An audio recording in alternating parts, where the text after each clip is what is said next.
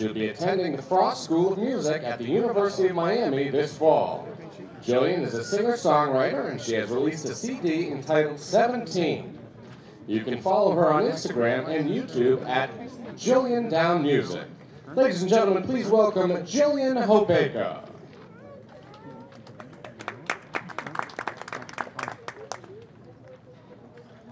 Oh, say, can you see by the dawn's early light what so proudly we hailed at the twilight's last gleaming, whose broad stripes and bright stars through the perilous fight o'er the ramparts we watched were so gallantly streaming, and the rockets' red glare, the bombs bursting in air, gave proof through the night that our flag was still there. Oh, say does that star-spangled banner yet wave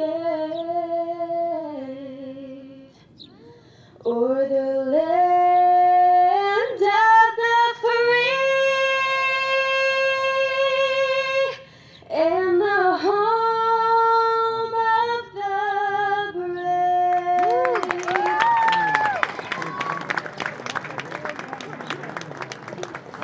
Throwing out the ceremony of first It's game two of this twin bill here in Wareham. The Gatemen fell 4-1 to the Harwich Mariners just a few moments ago, but they're ready for a fresh start here and taking on the Harwich Mariners here for game number two. We'll run through the Mariners lineup really quickly here with Justin Montgomery on the hill for the Gatemen. We'll get to more of him in a second. Andrew Moritz leading it off for the Mariners. He's in center field. At shortstop is Max Burt. He'll hit second. Kobe Vance is in the 3 spot for the second straight game. He'll play second base. Brad Debo, who hit a monster shot out to center field in the first game, is DHing. He'll hit cleanup. Kyler Murray back in the lineup, hitting 5th in left field. Matt Vierling is in right field. He'll hit 6th. Nick D'Alessandro is catching. He'll hit 7th. Jake Farrell is at first base. He'll hit 8th. And Justin Novak rounding out the lineup at third base for the Mariners. On the mound for the Gatemen is Justin Montgomery. Yeah, Montgomery at a Cal Baptist. That's a D2 school. He just finished his sophomore season. 6'6", 200-pound right-handed pitcher. We last saw him versus these same Harwich Mariners back on the 15th, the second game of the CCBL season. He pitched 3 innings, 1 hit, no earned, walked 3, struck out 5. Those 5 strikeouts pretty impressive. He showcases a fastball, curveball, and changeup combination. So it'll be interesting to see what he does here in his first start. We thank you for joining us here for game 2 of this doubleheader on the Gatemen Baseball Network. A reminder, I am Sam Corman, joined alongside by Jacob Toby, who you just heard on the play-by-play call for that first game. And we're just about ready for baseball game number 2. The Mariners looking for a double-header sweep here in Wareham. The Gatemen trying to win their first game on a Sunday this season. They lost both games of a doubleheader last week to the Chatham Anglers out there on the east coast of Cape Cod. Montgomery winds, delivers, and fires a strike on the outside corner to Andrew Moritz. And we are underway. Just a few minutes, a quick turnaround after the first game. I can't even get my lineup card straight here, and we're already begun here, inning number 1. Grounded to the second baseman. That's Metz firing it over to the first baseman, Anshia, and 1 quick out here for Justin Montgomery, exactly what he needed after we saw Matulovic get out to a pretty slow start, giving up that leadoff hit. Very important for Montgomery to get this first inning out of the way for this Gatemen pitching staff. Yeah, you talk about those quick turnarounds. It was a quick one. Players were able to get some water, some fruit, then right back onto the field, start warming up for game 2. Same here. We went out and ate real quick and back up to the booth. The righty Max Burt steps in. The shortstop takes a strike on the inside corner, looking back at the home plate umpire, wondering what that call was, but it did catch the corner there from Montgomery. That one grounded over the glove of Montgomery onto Metz. Tough play on the run and makes the play over to Anchia. 2 down, 2 quick outs for Robbie Metz at second base when his first start of the day. He did not play in that first game. And Kobe Vance from Alabama, one of the top hitters on this lineup, steps in for the Mariners. You saw him pretty impressive in that last game. Had an RBI single back in the 3rd inning. Vance came into this day hitting .343 with a .425 on base percentage. That one's upstairs. 1-0 from Montgomery, who has retired the first 2 here in this game. He deals to Vance, swing and a miss. A big breaking ball there from Montgomery.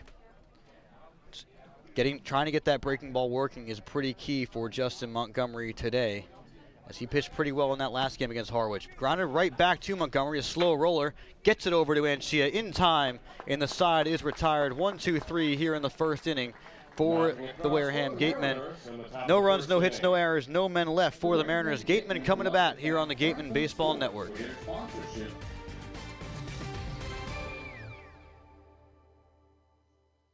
When you're sick or injured, you want care when and where it's convenient for you. South Coast Health Urgent Care has 4 locations: Fairhaven, Wareham, and now in Seekonk and Dartmouth. You can view wait times and even check in online at southcoast.org/urgentcare. Choose the time and location that's best for you. We'll even remind you when it's time to come in, and walk-ins are always welcome. Urgent care that exists to meet your needs. More than you expected? That's more than medicine. Check in at southcoast.org/urgentcare.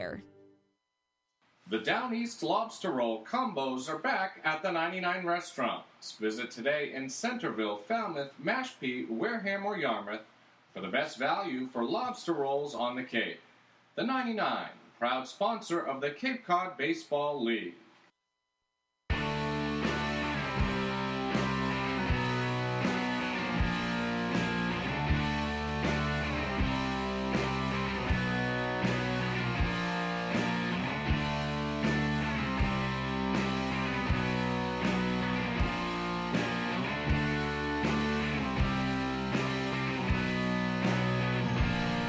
Welcome back here. It's the bottom half of the 1st inning, a 1-2-3 inning for Justin Montgomery. And we will run through the Harwich defense pretty quickly before the bottom half of the 1st begins. In the outfield, left to right, it's Kyler Murray in left. In center field, Andrew Moritz and Matt Vierling out in right. 3rd base to 1st base across the infield, Justin Novak at 3rd, Max Burt at short. Kobe Vance is at 2nd, and Jake Farrell is in the lineup at 1st base. Doing the catching is Nick D'Alessandro for Cullen Dana out of Seton Hall. Expected to just go 1 inning today before the scheduled starting pitcher, Dylan Grove, takes over in the 2nd for the Harwich Mariners. Dana out of Seton Hall, a career 12-5 pitcher for Seton Hall. A 86 to 88 mile per hour fastball, also has a 12-6 curveball and a changeup. 2 off-speed pitches that run about the same speed. That 12-6 is dangerous, going from about 73 to 76 miles per hour. Averages over 2 strikeouts per walk in his career. That pitch inside evens up the count. On the leadoff hitter, Kyle Kasser. We'll run through the Gatemen lineup as soon as we can. It's 1-1. Kasser leading off. He's at 3rd base. Robbie Metz is playing 2nd base. He'll hit 2nd. Tristan Pompey DHing back in the 3 spot. This one grounded down the line, just foul. William McIver is catching. He will hit cleanup. Luke Bonfield in right. He'll hit 5th. Jake Anchia is hitting 6th. He's at 1st base. John Topa is in left. He'll hit 7th. Ben Baird is hitting 8th. He's at short. Nick Angelini is in center field, rounding out today's Gatemen lineup for Game 2. Trying to get that big win after falling to 4-8 in that last game. Pitches in the dirt. 2-2. On Kyle Kasser out of Oregon, one of the newest additions to this Gatemen lineup. What'd you like out of Kasser in Game 1? He was one of the better guys in this lineup. He reached on an error, also had a single for the Gatemen. Yeah, liked his athleticism. You know what he can do on the field, play all those positions. Grounded up the middle, tough play for the 2nd baseman. Vance fires over to 1st in time to beat the speedy Kyle Kasser. 1 down in the bottom half of this first inning. But one thing you do want to watch today, Kasser now at third base. He's played all his games at shortstop so far for the Gatemen. Ben Baird now the shortstop for Wareham. So a couple defensive changes here. Now Jake Anchia is going to be playing first base. That's something you want to keep your eye on. That's his first time he's there this season. McIver behind the plate today. So a couple changes here for head coach Don Sneddon, and of course the veteran Robbie Metz back at second. We've seen Willie McIver flexing that ability behind home plate so far in those starts. That pitch to Robbie Metz is inside from Cullen Dana. And this is a big inning for Dana because this is actually the only inning he's pitching. He actually went to one of the biggest powerhouse high schools for sports in the entire country, Don Bosco Prep down in New Jersey. And they're just known for being a factory for athletes of all kinds, especially football. That one's upstairs on Metz. A reminder, you can reach out to us at pressbox@gatemen.org for any questions, comments, concerns.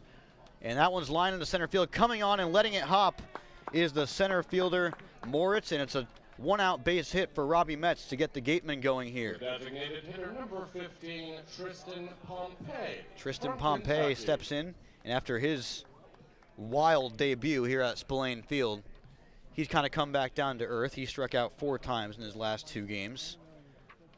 But we know he has talent, this time hitting from the right side after seeing that incredible performance, the complete game out of Tyler Baum. He was hitting from the left side, obviously. That one's popped up. Making a run for it is Vierling, and he makes the play in foul territory.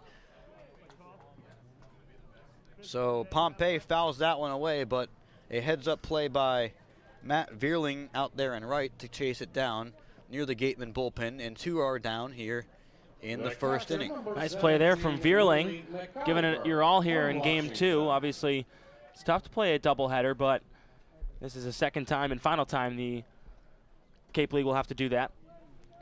William McIver, the cleanup hitter, also was one of the only Gatemen who really made hard contact back in that first game. Had a base hit, also came around to score.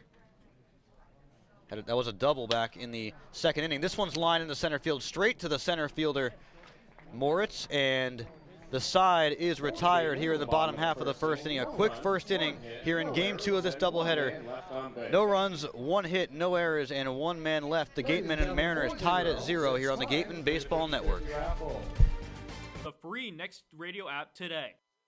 Baseball Factory, a proud partner of the Cape League since 1991, holds over 600 events nationwide for players ages 8 through 18, including 3 training weeks here in the Cape. Baseball Factory alumni have played on every Division I college program across the nation, plus 400 have made it to the majors. Visit baseballfactory.com to learn how you can build your way to greatness. Friendly's Restaurants, a timeless tradition since 1935, is proud to be the official ice cream of the Cape Cod Baseball League and bring together 2 of America's favorite pastimes, baseball and ice cream.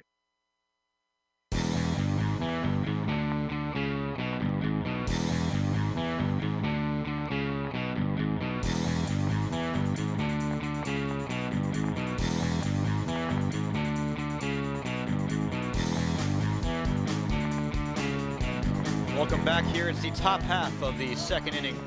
Both teams went down in the first, scoreless. Gatemen got a hit out of that first inning, but nothing doing after Robbie Metz's 1-out single. Didn't have a chance to run through the Gatemen defense back in that quick first inning for Justin Montgomery. We'll do it now. John Topa in left, Nick Angelini in center, Luke Bonfield out in right for the Gatemen outfield. In the infield, Kyle Kasser moves from short to third. Ben Baird inserted into the lineup at third base. Robbie Metz inserted for Jaron Duran at second base. Jake Anchia goes from catcher to first today, and William McIver making the transition from third base to the catching position, catching for Justin Montgomery, who has worked 3 up, 3 down in his days so far. And he's facing Brad Debo. And how impressive was that home run for Brad Debo back? That went through the uprights, you know. I don't know if you could see it from here. Oh, did it after it hit the light post, first of all? Oh, did you not see that? I thought it hit the No. upright. It bounced off the light post. Wow. So that's even farther than the uprights, the football uprights that are in right center field. It hit the light post and then bounced back. Yeah, that was a shot, a no-doubter from Brad Debo as he fouls the last one off. It's 0-1. This one nubbed down the third base line and foul. as both these pitchers working with quite some pace to start this game. Brad Debo out of NC State, a whopping .335 average this year. In a tough ACC conference as well. That one's low, and he went around on a strike 3, and they throw down to first. The umpire was calling him safe. I don't really know. I guess it was a drop third strike there, and Brad Debo is down swinging. Yeah, the home plate umpire tonight, John Putala. At first base, Nick DeMarchi. At third, Brian Troop was the home plate umpire last game.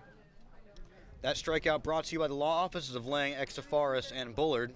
The first strikeout of the day for Montgomery, and he's retired the first 4 as he caught Brad Debo chasing that one in the dirt.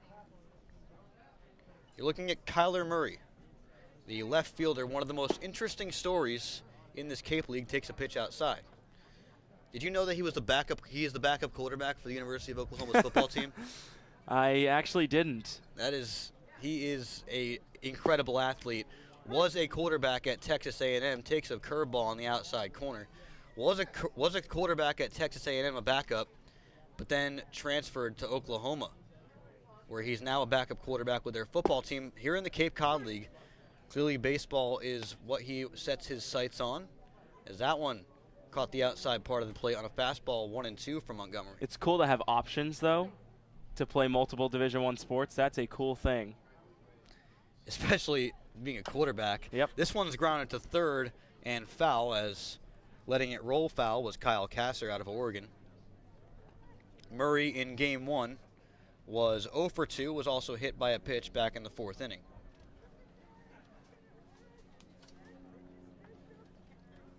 And from that last game, it was kind of a rough go for Matulovic after he got off to a really good start to this season. This one's a check swing, grounded to short. Tough play for Baird on the run, fires the first to beat the speedy Kyler Murray in a quick play for Ben Baird. Great defense from him, and there's 2 down here in the second. You know, Ben Baird will bring his defense, that's for sure. One of the better defenders, infield defenders that the Gatemen have. On the run, you know it's gone. Matt Vierling, the right fielder, is trying to get this first hit off of Justin Montgomery. And we were talking about in the other broadcast just now, as the pitch comes in, swung on and missed, how important it is to score early in these games with 7 innings, because we saw it yesterday, or in this last game, the Gatemen, they scored in the second, but then they kind of just fell off. Their hitting just wasn't there at all. This one's skied out to right. Bonfield is there, gets under it, and makes the play to retire the side. 6 up, 6 down for Justin Montgomery here. And the Gatemen coming to bat here. No runs, no hits, no errors, and no men left here on the Gatemen Baseball Network. We appreciate and thank the sponsors who support the Cape League and the 10 teams. Our corporate sponsors are the financial backbone of the league. It is with their support that we are able to preserve our long-standing tradition of providing the best family entertainment here on Cape Cod. On behalf of the visiting team, the Wareham Gatemen, league officers, and the entire Cape League family, we would like to announce and thank our 2017 corporate sponsors.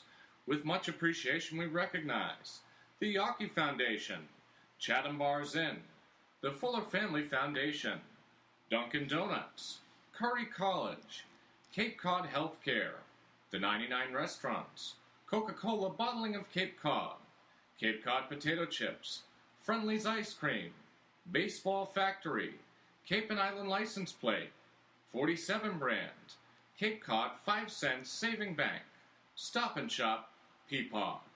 We'll be back to you in the next inning for the second half of this outstanding list of loyal sponsors.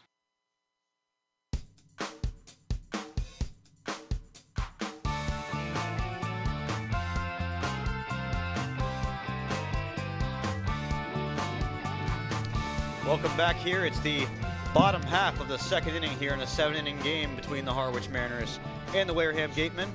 We mentioned that Cullen Dana was only scheduled to pitch 1 inning. That is the case, as Dylan Grove out of Oklahoma is now in the game for Harwich. And he was telling me he's here to work on that slider to go along with that low 90s fastball that he's already has well developed. So that slider is what to look for out of Dylan Grove. If he can command that slider, he's bound to have a good outing. And you saw that in the last game that the Harwich Mariners pitching staff is not afraid to extend these pitch counts. 85 is the maximum, as I was told. And the last pitcher, Tyler Baum, used all of it almost, going the complete game. Pretty impressive stuff out of him. Yeah, he had 9 strikeouts. That was very impressive. Yeah, he was very elite. That fastball just blowing by the Gatemen hitters in that last game. Luke Bonfield is here to lead off this second inning against Dylan Grove. And on that last game, I was on the WCTV broadcast out in the outfield. And I had the opportunity to interview Dylan Grove as he wanted to get some shade before his outing here. And he was nice enough to come on the broadcast to answer a few questions. Said it was paradise playing for the Martha's Vineyard Sharks last summer. A lot of fun out there on the island. It was the first time he ever been to an island. Really? Yes, he's from Moore, Oklahoma, which is the tornado capital of the world. This one's fouled away by Bonfield, 0-2. Yeah, Martha's Vineyard's really special. That was a nice opportunity for him to do that. And Dylan Grove specifically told me he's here to develop that slider. And that one's fouled away. He's a really great kid. He's here with his 2 teammates out of Oklahoma. And said the drive up here was a lot of fun with those guys alongside him. And he's here on the Cape enjoying every single moment of it. 0-2 swung on and missed on that slider by Luke Bonfield. He was fooled. And you wonder if they've seen each other. A little bit Oklahoma-Arkansas action. Not in the same conference, but a geographic rivalry for sure, as Bonfield down swinging. Yeah, Bonfield starts it off with a swing and a miss. We'll see what Jake Anchia has up his sleeve. What do you think the biggest issue with the Gatemen bats was in that last game? What do you think the key was for Baum? Swing and a miss by Anchia. Well, yeah, Baum, again, 9 strikeouts, only let up 4 hits. Hits were hard to come by in that game. Gatemen tried to play some small ball with bunting it a bit, but it didn't work out. Yeah, no RBIs for the Gatemen in that game because McIver's only run was off a wild pitch. That one came inside, and Shia had to back away from it. And Shia tied for the team lead in home runs at 2. Of course, he's been here for more games than Tristan Pompey has. That one slider, very impressive slider there from Grove. Almost looks like Griffin Roberts' slider that we saw the other day, coming in, starting on that inside batter's box, working its way back towards the inside part of the plate. That fastball ran inside, and it's 2-2. And Shia came into today hitting 200 with 6 runs batted in to go along with those 2 home runs. Slider waited on it, slaps it into the gap in left center field, and it's going to roll for quite a while. And Shia makes a big cut around first, but smartly heads back as a good job by the left fielder, Murray, cutting it off and getting it into the infield. But a quick 1-out single here for Jake Anchia, and that's what the Gatemen needed. They didn't really they only had 4 hits in that entire game, so. Yeah, Anchia was 0 for 3 with 2 strikeouts in game 1, and it's nice to see he can get on base here. He thought about going for 2, but he's going to hold up for the single smartly enough. And Shia playing first base today instead of catcher, which he was at in the first game. Now Dylan Grove from Oklahoma out of the stretch. Throws a fastball in the dirt, 1-0 on John Topa. I noticed Topa had some of the hardest contact on any of the Gatemen hitters on Baum, as Baum was just lights out, keeping the ball in the infield for the most part. Very few flyouts, pitches low. Very few flyouts. He just kept the ball on the ground, struck out a lot of batters. His total on the day, as I do my counting in the scorebook, was 9 strikeouts for Tyler Baum. So Dylan Grove trying to replicate that, but pretty high expectations for the Sooner. That one grounded to short, could be 2. Burt onto the second baseman, Vance on to first for the double play. Burt to Vance to Verdon, and the side is quickly retired here in the second inning. No runs on a hit, no errors, and no men left on base, courtesy of the double play. We'll go to the third inning. The Harwich Mariners and Wareham Gatemen tied at 0 on the Gatemen Baseball Network. Continuing with our corporate sponsors, we also want to recognize and thank Franklin Sports, Advanced Embroidery, Cape Destinations, Robert V.R., Sullivan Tire, Vacation Inn Cape Cod Veterinary Specialists, Cape Cod Times, Kinlan Grover Real Estate, Next Radio, Yellow Book, TSA, Rawlings, Cape Cod Chamber of Commerce, Highline Cruises, Sports Picks, On Deck Sports, Barnstable Bat, Hyannis Area Chamber of Commerce, H.P. Hood, Sunderland Printing, and Axis Bats. And of course, thank you to Major League Baseball for over 50 years of support. Urgent Care is now available at 4 Cape Cod healthcare locations: Hyannis, Falmouth, Sandwich, and Harwich. Open after hours and weekends, staffed by ER physicians. Expert care when you need it. Learn more at capecodhealth.org/urgentcare.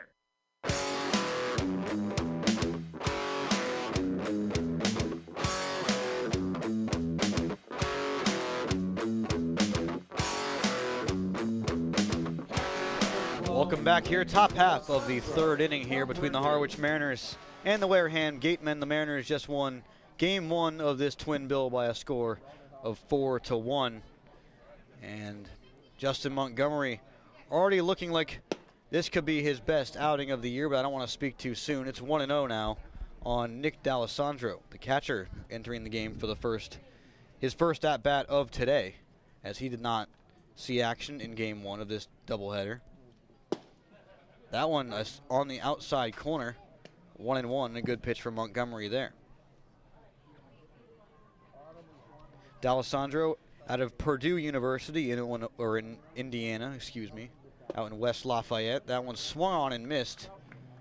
And D'Alessandro quickly down 1-2. I've noticed Montgomery getting ahead in the counts, giving him an opportunity to choose which pitch he wants to throw at these Harwich hitters. A very talented lineup for sure. 1-2. Fouled away behind him.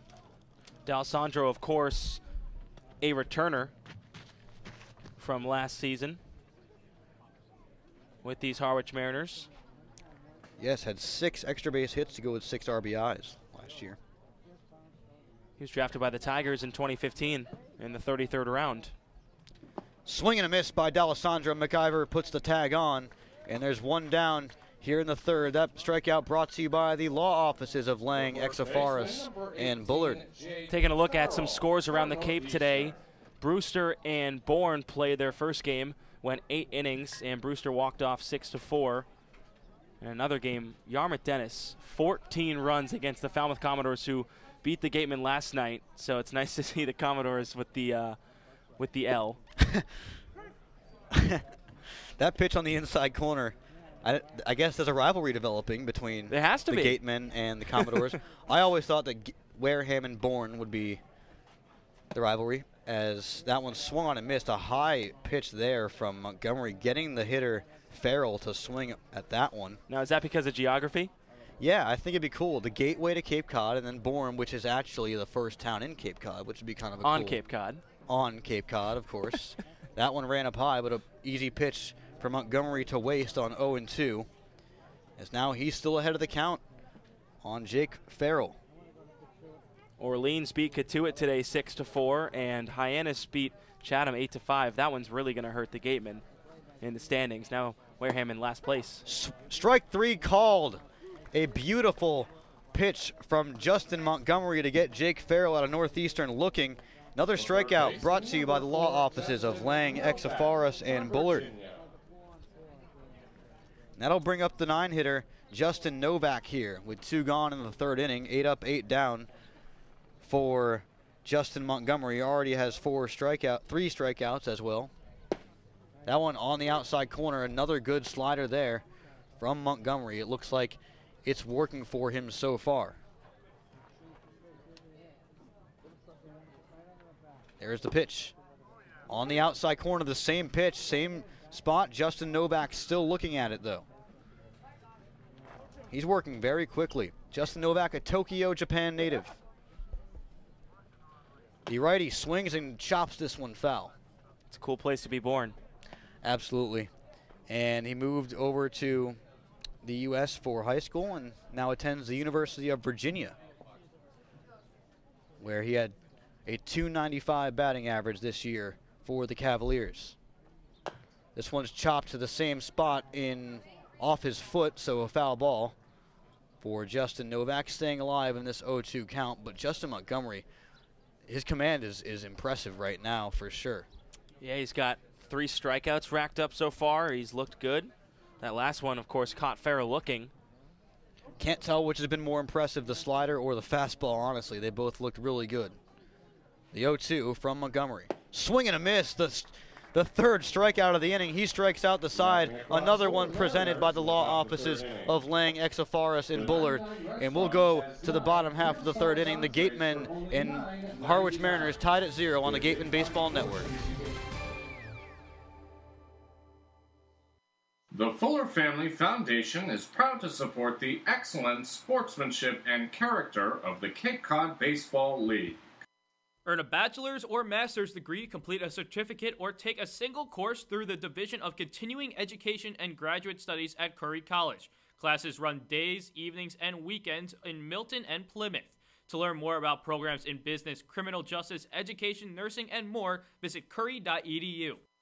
The Wareham Gatemen and the visiting team, the Cape Cod Baseball League, and the NCAA promote good sportsmanship by student athletes, coaches, and spectators. We request your cooperation and positive support of the participants and officials. Profanity, racial or sexist comments, or other intimidating actions directed at officials, student athletes, coaches, or team representatives will not be tolerated and are grounds for removal from this ballpark.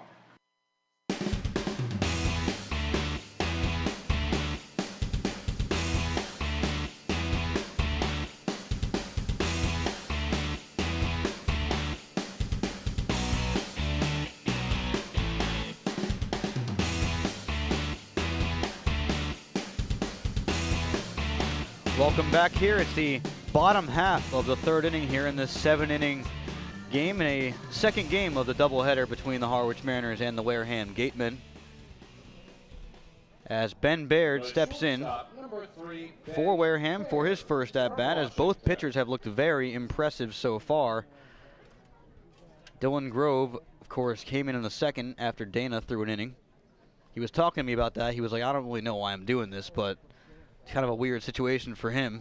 Coming in the second inning, planned, of course, by the Harwich pitching staff. Swing and a miss by Baird, 0-1. Yeah, Grove made one start versus Hyannis this season, June 18th. Went 6 innings, 3 hits, no earned, a couple strikeouts. So he's trying to build off that performance, a good one. That pitch is low, 1-1 on Baird.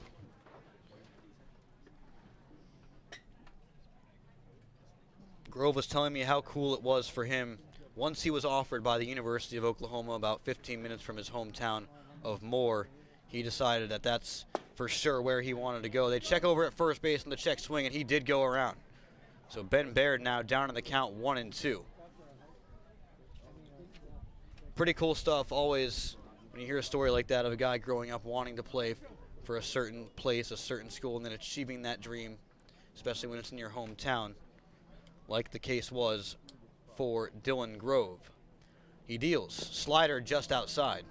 And it gets away from the catcher, but no one on base here. 2-2 on Ben Baird. Baird at the University of Washington, along with William McIver on this Gateman lineup. The 2-2. Swing and a miss. Baird down swinging. A good fastball there from Dylan Grove. Looks like that fastball might be a two-seamer that runs a little bit back in on the hands of the right-handed batter, so impressive stuff there from Dylan Grove. Well, he didn't lose this, or rather, I don't know where I was going with that one. He had 48 strikeouts this past season. He did have 40 walks, though, so watching the command is going to be important here for Dylan Grove. He told me that slider was the reason that he came here to develop, and Angelini sends this one straight to the center fielder, Moritz. And there's quickly 2 out here in the third inning. As we've seen great pitching at times from the Wareham Gatemen, it's just that when there is that great pitching, we have rarely seen the Gatemen hitting come to bat. And Connor Federico and I talked about it during Game 1. It seems to be pitchers running into trouble with 2 outs in an inning. Absolutely, as that was occasionally the case for Matulovic in this game previously today. And showing bunt is the leadoff hitter, Kasser. Takes a ball outside, 1-0. Be interesting to see if Kasser decides to lay one down here. I believe he tried to do the same back not yesterday, but the game earlier, and he drew an error. Swings and grounds it to the second baseman. A nice play by Vance, moving to his left, fires over to first, and the side is retired. No runs, no hits, no errors, and no men left on base. We will go to the fourth inning in a blazing fast game here on the Gatemen Baseball Network.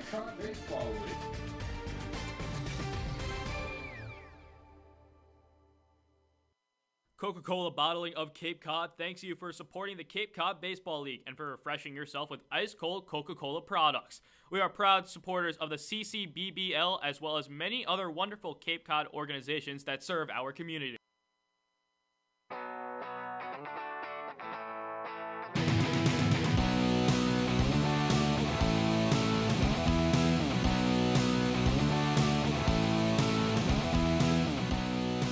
Claudia came in with head coach Don Sneddon. Coach Montgomery's pitching very well. He had that three the rest of the. Well, obviously, if he keeps pitching like that, we got to get a run for him somehow. But he's pitched very dominating. He's getting that first pitch for a strike, which is what we've been trying to get with all our pitchers. But he's a prime example of what we're trying to do. Now, the first game did not go very well. You weren't getting very many hits, so. Can do. I mean, they're all, again, professionals. They know what they have to do. They just got to get better pitches. We're swinging a lot of pitches that are pitcher pitches, which means they aren't strikes. And we're missing the pitches we should be hitting. Great. Thanks, Coach. Back to you guys. Thank you, Claudia. I did notice that in the last game, as what Coach Sneddon just said, is that I saw the Gatemen taking a lot of good pitches off the great arm of Tyler Baum in that last game. As Montgomery back out here in the fourth inning of work. He's retired the first 9 batters he's faced, and he's facing the one hitter, Andrew Moritz, here in the top half of the fourth. Yeah, 9 up, 9 down, 4 strikeouts so far for Montgomery. Like you said before, Sam, the fastball commands there. That slider pretty nasty too. He just finished it off last at bat. That last slider was beautiful, coming in out of the middle of the left batter's box, getting in the back door on the outside corner, 1-1. That low fastball was just low. Did you notice that in the last game, that low fastball being called by the home plate umpire Troop? Yep, but it was consistent mostly of the game, so you can't argue with consistency. It's one that Tristan Pompey struck out looking on, as that one's fouled away. You can keep that. I mean, umpires are going to make mistakes. That's just how professional sports are, and you have to be aware of that. Just like we make mistakes every time, the players will make mistakes on the field. The umpires, same thing. They're trying to get better every day. Absolutely the case. Umpiring so difficult. And why would you want to stand just inches behind that that batter with that bat and that ball possibly fouling off behind you, as Metz takes the ground ball over to first base, and the first 10 have been retired by Justin Montgomery here in the fourth inning. We'll talk to Connor Federico. He used to, he may still, I think he still umpires, one of our broadcasters umpires. He actually uses the umpire clicker occasionally. He does, to keep the pitch count while he's broadcasting. A pretty unique technique there for a broadcaster by our very own Connor Federico, who I see about a few hundred yards away in the left field booth right now. 1-0. You can hear Connor Federico's broadcast on WCTV, but we'd rather you stay right here with us on the Gatemen Baseball Network. Wow. There we go. Plug them, but go right back to us. The right-handed batter, Max Burt, takes a ball outside. It's now a 2-0 count on him. He grounded to second in the first inning. As Andrew Moritz grounded to second just now. That was his second consecutive ground ball to Robbie Metz. Burt taking that slider down the middle, 2-1, a good pitch there. Burt out of Northeastern. Went to St. John's Prep in the Boston area, one of the best baseball schools in Massachusetts. Swing and a miss. Max Burt now in a 2-2 count, as Justin Montgomery has looked really sharp here, as getting a lot of swings and misses on that slider especially. Burt is no slouch of a hitter either. 21 extra base hits for Northeastern this year. Strike 3 on the low corner. That strikeout brought to you by the law offices of Lang, Exoforest, and Bullard, and there's 2 down here in the 4th. The 5th strikeout for Justin Montgomery. Count them. 1, 2, 3, 4, 5. That's 5 strikeouts already through 3 2/3. He is wheeling and he's dealing right now. Absolutely. Certainly some of the best stuff we've seen from a Gateman pitcher so far this season. Kobe Vance is the batter, hitting from the right side. Swings at this breaking ball up the middle and through for a base hit. The first hit for the Harwich Mariners. This one gets by the center fielder, and firing it in is Angelini as Vance smartly hustles back to first, but a pretty, almost a terrible mistake by Angelini out there in center, letting that one get by. And it certainly would have been an error had Vance reached second. But he's on first with a single here with 2 outs in the 4th. And that was the first good contact we've seen on Justin Montgomery today. But now Brad Debo up, a guy that can change this game in one swing. Doesn't matter how good he's been, there's a runner on now. And now Montgomery working out of the stretch. That's a strike on the inside corner.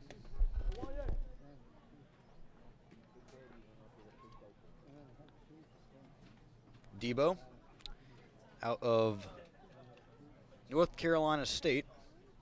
Actually a rival with a lot of his, or a few of his teammates at UNC Chapel Hill.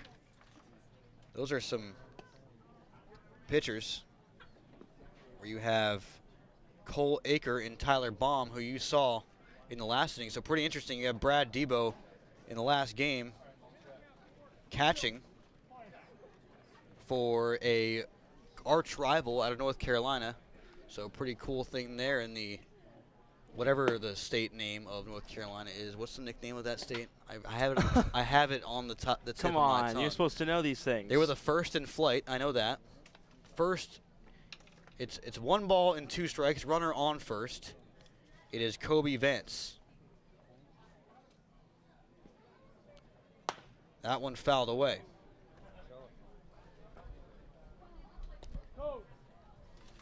Well, it was good to see Montgomery get 8 up and 8 down, but Vance rocketed 1 up the middle. But a chance for Montgomery to get out of it pretty harmlessly here with a Brad Debo, dangerous Brad Debo at the plate. He fouls that one over the cage behind home plate. Yeah, like we said, Debo sent that one on a rocket in game 1. Deep right center field. We were saying that must be at least 420 out to that light pole. Hit it off the light pole, bounced it through the uprights, back into Spillane. It was pretty crazy. That was a shot out there, and a tough one for Matulovic to handle early in that game. This one gets away from McIver, swung on and missed. Down to first they go, advancing to second, but the side is retired as Brad Debo down on another strikeout brought to you by the law offices of Lang, Exoforest, and Bullard, his 6th of the day. We will go to the bottom half of the 4th. No score between the Mariners and the Gatemen on the Gatemen Baseball Network.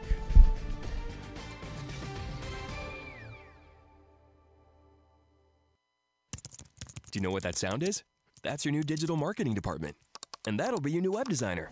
And that's Haibu, where these experts are joined by many more, from web designers to search marketing specialists who work hard to get your business noticed online and on mobile. Best of all, Haibu can do it all for you, or give you the tools to do it yourself. To find out more, go to haibu.com. That's HIBU.com, or call 855-464-HIBU.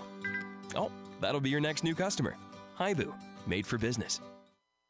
Red Shirt Fridays is a national program created to acknowledge, honor, and support our troops who put themselves in harm's way to defend our freedom. In support of this program, the Cape League teams will be wearing a specially designed red jersey every Friday.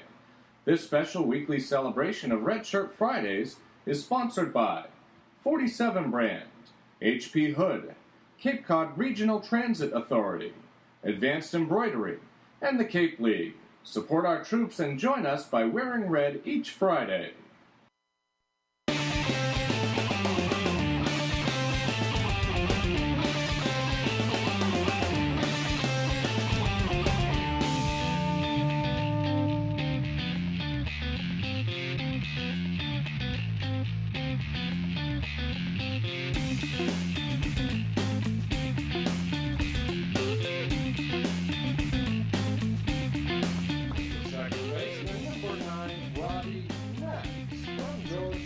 Welcome back here. It's the bottom half of the fourth inning. Robbie Metz to lead it off for the Gatemen out of George Washington.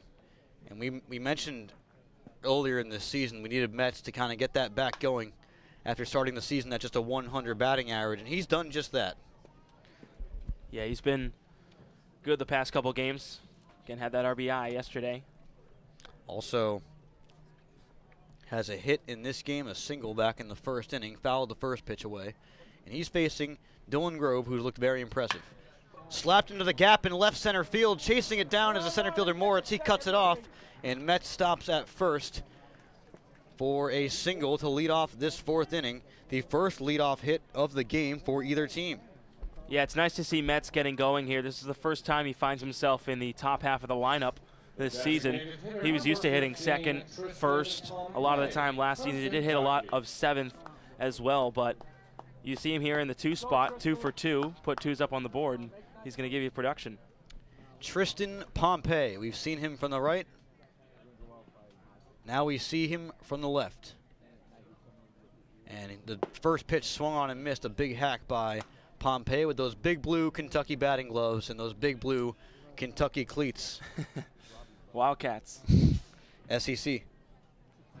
An all-SEC NCAA College World Series coming up between Florida and LSU. I'm sure Pompey is familiar with both those teams, especially Florida being in the Eastern Division.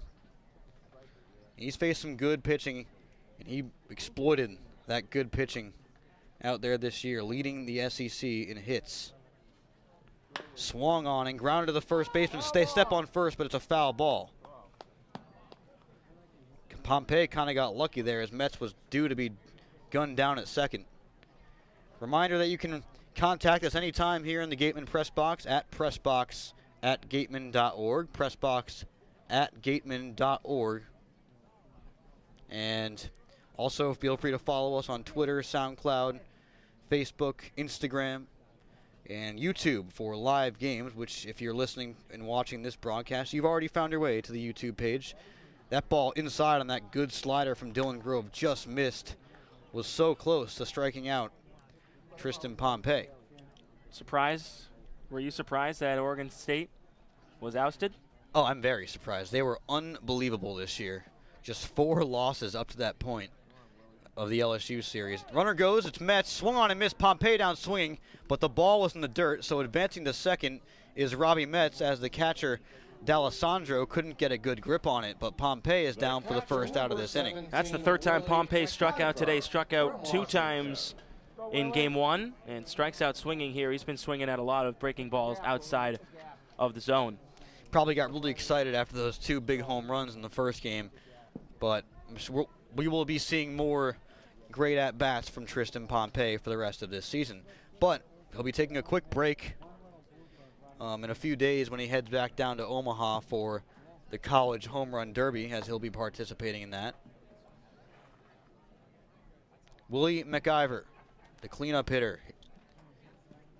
Has Willie found himself a nice niche in the cleanup spot for the Gatemen? Went 1 for 3 in the game earlier and is now 16 for 44 on the season. That pitch on the outside corner, strike 1 to McIver. Anytime you find yourself in the top 10 in batting average here on the Cape, it's pretty impressive after the first 2 weeks of the season progress. Yeah, he's had plenty of at-bats, too, where you know he's the real deal. Willie McIver, and even more impressively maybe has been his defense, although had that error back in the first game, probably his first of the season. That one's fouled away.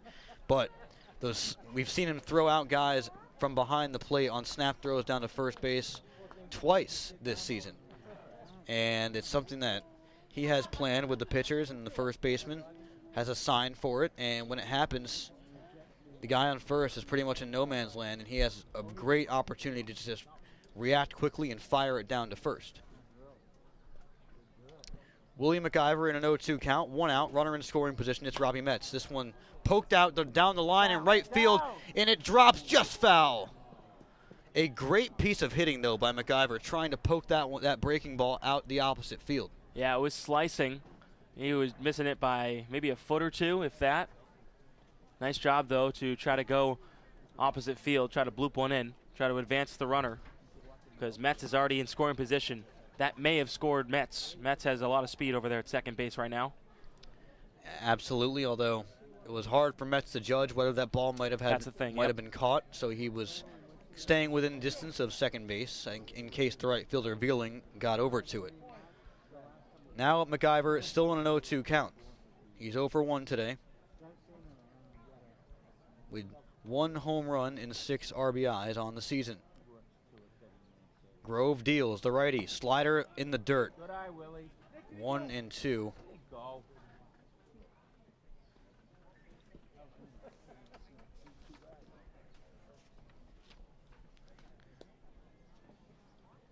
MacIver, such a valuable player to this Gatemen roster so far this season. Without him, who knows what their record would be right now, sitting at 4-8. And he's been a big part of a lot of their offense in those wins. The second baseman Vance fakes towards second. That ball hits MacIver on the elbow, and he's heading down to first base on a hit by pitch from Grove. So the first time any team has had 2 runners on at the same time here today. And now MacIver on first, Metz on second. Plenty of speed on the bases. And Luke Bonfield, with plenty of power at the plate, steps in. Bonfield's got a real opportunity here with 1 out to give the Gatemen a lead. Got to be careful, though, of some breaking pitches away. Maybe the pitcher Grove's going to try to get Bonfield to ground into a double play of some sort, so be careful of the outside pitches that are low. So Bonfield, the right-handed batter, facing the righty Grove, whose slider has looked really good today. That one's inside. 1-0 from Grove, who was very excited, by the way, to be on the broadcast. He really wanted to be on it. I think when he came up there to get some shade for the first game, he was kind of hoping that we would ask him to join. And when I did, he was thrilled. Swung on and missed by Luke Bonfield. Well, you told me that someone was interviewed up there, and I said, huh? That doesn't make sense. And then it was the opposing team's player. That didn't make it maybe more sense. Well, when you have the opportunity to get anyone up there, especially a guy that's starting later that day, you can get some inside information on him, bring it to the broadcast booth. The scouting report's right there.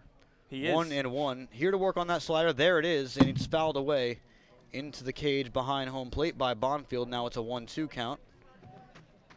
Still just 1 out here in the 4th inning. Metz on second. MacIver was just hit by a pitch, came inside on the right-handed batter, and he's on first. And Luke Bonfield's a guy you'd like to see get going. He was one of the big highlights in this Gatemen lineup in the preseason roster. Has that 1 home run. This one's grounded through the left side for a base hit. Metz rounds third. He's coming home. This is going to be a play at the plate. Here it comes in a bobble by the catcher, Debo. Metz scores. Advancing the second on the throw is Bonfield. At third is MacIver, and the Gatemen take a 1-0 lead. Nice piece of hitting from Bonfield, who just smokes one in the left field. You knew Metz was going to score with the speed. Play at the plate might have been a little bit closer if the catcher D'Alessandro could have held on to it. Tried the snap tag, and it didn't work. I thought he had plenty of time to make that play and then tag him out. I thought Metz was gunned for sure. But Debo in the moment, D'Alessandro in the moment, a tough play to get the runner Metz, who has plenty of speed around third base, and scoring on that play. Swing and a miss by Jake Anchia. So a big RBI there, RBI single for Luke Bonfield there. That's what he needed. After he had that big home run in Hyannis, he just has not had the hitting that he wants to have here out of the University of Arkansas. It's his 5th RBI of the season. Anchia pops this one up the other way. The first baseman Farrell is there and makes the grab. 2 out here in the 4th inning. Well, Wareham's still got a chance to add another run. John Topa, who has been pretty consistent this year with the Gatemen, has a chance with a base hit to definitely score 1, possibly 2. And he's in position here if maybe he can drive something to the opposite field. John Topa has been one of the most consistent guys in this lineup. And it's not only that he's just gotten hits like stringing them together in certain games. it's been that he's been able to maybe get 1 or 2 hits per game throughout this season and keep his average hovering at around 300. So an impressive start to John Topa's season out of UConn. And he's been so consistent to put out there in left field for the coaching staff, Don Sneddon's coaching staff. He's just been out there in left every single night for this Gatemen lineup. That one swung on and missed on a check swing. Coming home to score is McIver. It's 2-0. Well, when that music comes on, you know there was a good thing happening for the Wareham Gatemen. Coming home, McIver all the way. You know his speed. With all those stolen bases so far early on in the season, he easily comes home. And advancing to third now is Bonfield. So the third run of the inning possibly just 90 feet away. Absolutely. Still 2 outs, though, in this inning. And I'm checking through my scorebook to see the last time that Topa was not in left. 1-1 on the righty. Topa hit him in the shoulder. The second hit batter on that slider from Dylan Grove in this inning. The umpire was throwing back to Dylan Grove. He kind of made that throwing motion. I thought he was ejecting him from the game for a second. That's that's honestly what my first reaction was. The last time Topa was not in left was game 2 of the Chatham doubleheader, in which he got the night off. Other than that, every single game he's played has been left field.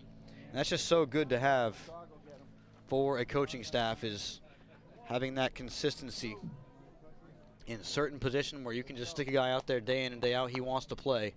Topa on first now. And they check down to first on the check swing, and it's as the crowd mic picks up a very animated fan in the crowd. Apologize for that. That happens sometimes. Ben Baird is the batter, by the way. He struck out swinging back in the third inning. Dylan Grove trying to settle in. He's hit 2 batters with that slider that just hasn't come back in across the plate. That fastball on the outside corner. Baird's down 0-2. Be interesting to see what the outfield rotation is when Stephen Kwan comes in from Oregon State. Connor and I talked about it briefly on the last broadcast. It's going to be a good rotation. Especially with guys like Pompey, who we haven't even seen in the outfield yet. You wonder if the plan is to get him in the outfield at all. Is that one Baird able to hold up on a slider that's in the dirt, and the count runs to 1-2. Yeah, Pompey played center field for Kentucky. So you wonder, what will Don Sneddon have up his sleeve to kind of get a nice rotation in, because, Dodson plays a great center field. Angelini obviously plays a nice defensive center field. Runner goes, pitches outside, Topa on the second, and he loses the ball. The second baseman, Vance, lost the ball, and because of that, Topa is safe. And now the Harwich Mariners manager is heading out to the mound. Yeah, Steve Engler's going to come over and talk to one of the umpires. Believe it's Brian Troop. I don't know what he's arguing about, though. You have to possess the ball through the tag. And it looked like carry it through, kind of, he made the tag and then lost the ball as he was going through the rest of the motion. It has to be continuous throughout the whole motion. Cannot lose the ball. Absolutely. And that was a second baseman covering the bag. And Engler's going to take a slow walk back. Kobe Vance. And I'm surprised that we didn't see the runner at third, Luke Bonfield, maybe make a break for home on that throw to second. Try the little double steal there. When the throw went down by the catcher, D'Alessandro, I immediately drew my eyes to Luke Bonfield, but he wasn't going. Bonfield not one of the faster guys on this roster. But that's because this roster is loaded with speed. That pitch, a slider, swung on and missed by Baird, so the stolen base doesn't matter as Baird's down swinging for the second time today. We will go to Claudia Chakamian for a quick interview with a former Gatemen Sideline reporter, Megan O'Brien. Claudia? Yes. Thanks, Sam. Like he said, I'm here with former Gatemen Sideline reporter Megan O'Brien. How's it feel to be back here? Oh, it's always so good to come home to Spillane. This is family here. I had incredible 2 summers interning here, and then last year I was around because I was working the games with Fox, so it's like coming home. What's your favorite memory of working here at Spillane Field and with the Gatemen? Oh man, there's a lot of great memories. You know, just seeing my interns I worked with have become, you know, some of my closest friends. The organization here have become family to me, and it's hard to pick out just one moment, but I mean, just watching some of the players that we had move on and accomplish their dreams and see, you know, my coworkers do the same in their careers has been really cool. So what have you been up to since the last time you were on the sideline for the Gatemen? So last summer I worked the games covering the Cape Cod League on Fox College Sports, and then after that I worked the Olympics, and now I work for the Big East Conference as a digital correspondent, and I freelance elsewhere, so I do a lot of stuff. I did some hosting with SI.com, I work for Ivy League Digital Network, just a whole bunch of different stuff, but still working sidelines covering sports. And you're coming back to Fox College Sports back here in the Cape this summer, right? Yeah, absolutely. I'll be here. All the Fox games, there's 9 of them. I'll be back at Spillane for the All-Star game, and I'm really looking forward to it. Great. Thanks, Megan. Back to you, Sam. Thank you. A wonderful welcome back to Megan O'Brien. She's big time, you know. She is a big time reporter out there, up and rising, up and coming. Watch her on Fox. She's great. Of course, we'll be saying that about Jacob Toby in the future. That one on the inside part of the plate, just inside, 1-0. You always hope. Kobe Vance, or excuse me, Kyler Murray, the former Texas A&M backup quarterback. Now ahead 1-0. That one on the inside corner. Good slider there from Montgomery as he continues to work pretty well here. How important is this game for the Gatemen? They just lost their first game of this doubleheader. They dropped to 4-8 on the season. That one's on the outside corner on Murray, 1-2. Well, you're sitting in last place right now. Again, it's early in the season. We know that. But you're always going to keep it in the back of your mind. You don't want to be one of those last 2 teams that's out of the playoffs for multiple reasons. And just to get a win, split the day, 1-1, I think that's a successful day, especially with all the changes that happen in each game. And it'll be good for the Gatemen to get a win. Montgomery's slider is fouled away. And the thing you want to see is just the offense supporting your starting pitcher. That's really been an issue the past couple games where, you know, guys like Matulovic will pitch well, or guys, you know, they're pitching really well. Griffin Roberts pitched super well versus Orleans, and obviously you saw that become a win because, you know, the Gatemen scored 11 runs. They scored 4 in the 5th inning that game. So, I mean, you know, you have to build up your starting pitcher, give him confidence, because once he has confidence, the rest of the game will go much smoother. Absolutely. So important to get off to a good start. The Gatemen did get off to a decent start in that last game, scoring that 1 run in the second. That ball gets away from McIver. But 2-2 now as Kyler Murray has done a nice job fouling off a few pitches, spoiling a few really good pitches from Montgomery. We've seen a lot of swings and misses by this Harwich lineup so far today. Murray is a teammate of the current Harwich pitcher at the University of Oklahoma, Dylan Grove. That ball in the dirt. Now a full count from Montgomery to Kyler Murray. Grounded to short back in the second inning.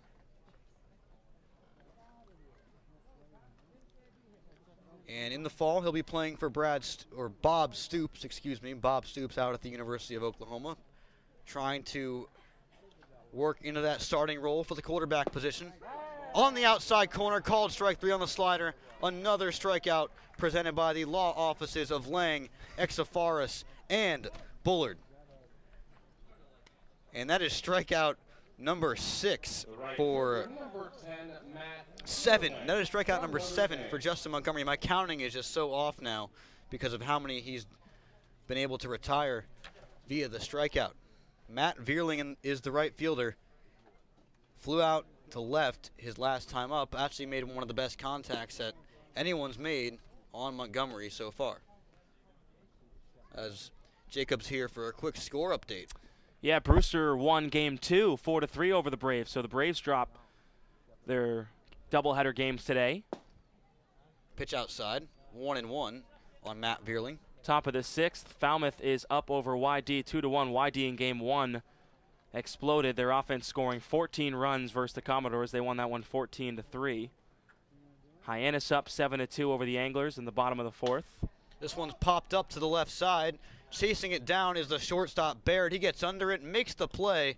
And there are 2 down here in the 5th inning as Montgomery continues to work very well. That one forces Veerling to get under it, a very good hitter out of Notre Dame. And all of a sudden, the Harwich only down by 2 runs, but they only have, in a shortened game, they only have 7 outs to work with here, with 2 gone in the 5th. Yeah, it's basically the 7th inning right now if you look at it in a 9-inning game format. So you got to start pressing here if you're one of the Harwich Mariner hitters. And one more thing on the scoreboard, if all goes fair with Hyannis winning today and Wareham winning today, Wareham, I believe, would still be behind Harwich. That one low and away, 1-1, as Montgomery's slider continues to get in there for first pitch strikes. So important with such good hitters at the plate. This one off the chest protector of McIver, bounces up and over the fence. One more score update. Orleans playing at Eldridge Park in Orleans, up 3-0 over the Katuah Cavaliers in the top of the 5th. D'Alessandro swings and misses. And one more strike for Montgomery here, and he's out of this 5th inning. I thought that was strike 3. That's why I was so excited about that. Hey, there's another chance. You have another chance. I do. And I'll be even more excited if it does happen here from Justin Montgomery. He's in the windup, kicks and delivers. On the outside corner, strike 3 looking. Nick D'Alessandro down on another strikeout presented by those law offices out in New Bedford, Lang, Exafaris, and Bullard. Strikeout number 8 for Justin Montgomery. We will go to the bottom half of the 5th inning. 2-0 Wareham on the Gatemen Baseball Network.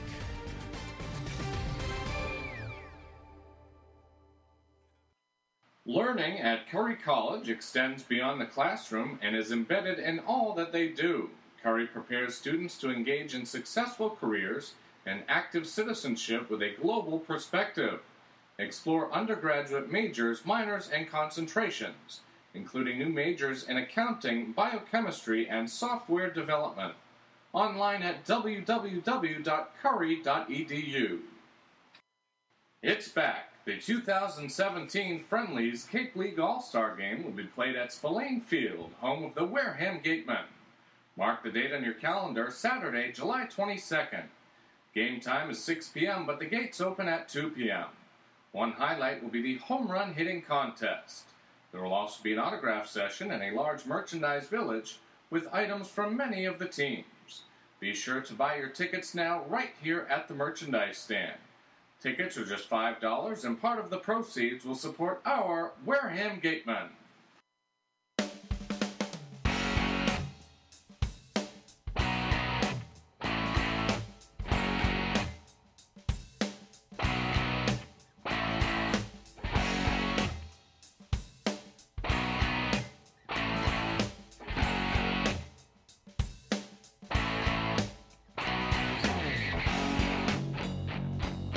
Welcome back here. It is the bottom half of the 5th inning here in Wareham. The Gatemen holding on to a 2-0 lead over the Harwich Mariners. Dylan Grove has given up both those runs, but he's back out here to work here in the bottom half of the 5th. Nick Angelini, the 9-hitter, is going to lead it off for the Gatemen. Comes into this at-bat 0 for 1 with a fly out to center field back in the 3rd. Angelini out of Bryant University in Rhode Island. And that one came inside and hit him. That slider not really working for Grove right now. It's the 3rd batter he's hit, trying to get that slider to work back in on the inside part of the plate, and it's just not moving for him. Hey, if you're Wareham, you'll take a leadoff hitter on base any way you can get him. And now Kyle Castor's going to come up here with a chance to push the runner. Now mound visit, maybe the end of the day for Dylan Grove. As the baseball is being, it looks like Dylan Grove might be out there to stay in this game, although. Plead his case, perhaps. Absolutely, and he's going to stay in. That's the 3rd hit by pitch by Grove today. He hit 2 back in the 4th, one of which came around to score, and that was Willie McIver.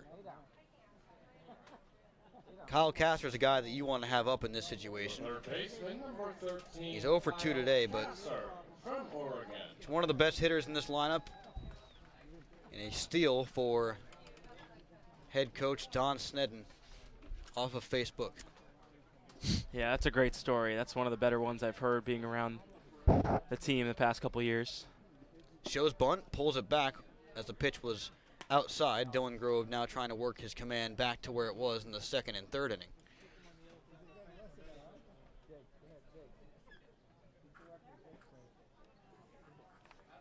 Grove in the stretch. The Moore, Oklahoma native on the 1-0 pitch. Shows bunt and fouls it away. Got under it.